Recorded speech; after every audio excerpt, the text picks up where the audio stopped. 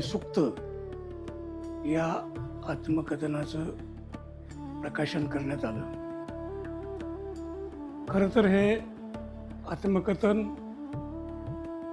4 वर्षापूर्वीच प्रकाशित व्हायला पाहिजे होतं, पण मा शारदामयी यांच्या आजारपणामुळे ते प्रकाशित होऊ शकलं नाही.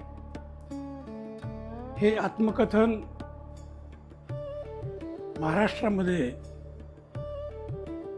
जेवढी आत्मकथन आहेत त्याच्यामध्ये हे विरळच आत्मकथन आहे. For me, this book is more than just an autobiography. It's like a piece of my grandmother that will last forever. My grandmother, after my mother, has been one of the biggest influences and contributors in my life for who I am today.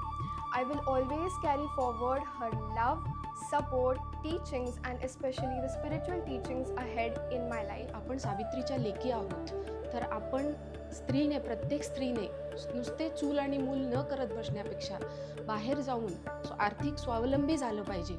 आणि आपण जर स्वावलंबी झालो तर आपण इतरांनाही मदत करू शकतो. मा शारदामयी सुक्त हे एक आत्मचरित्र आहे जे मराठीत लिहिलेलं आहे. हे आईने लिहिलेलं होतं आणि त्यानंतर आम्ही सगळ्यांनी मिळून त्याच्यावर विचार करून ते पूर्णत्वास नेलेलं आहे आणि तिच्या गेल्यानंतर हे आम्ही तिचे मरणोत्तर प्रकाशित करत आहोत. या पुस्तकाचा गाभार्थ एकच आहे की सगळ्यांनी संसारात राहून बुद्धत्व प्राप्त करा, स्वयं प्रकाशित व्हा. हे जे बुद्धाचं शेवटचं वाक्य आहे ते या पुस्तकातून तुम्हाला पाहायला मिळेल आणि त्याची प्रेरणाही मिळेल. अत्ता दीप भव सभ्ये संता सुखी होन्तु.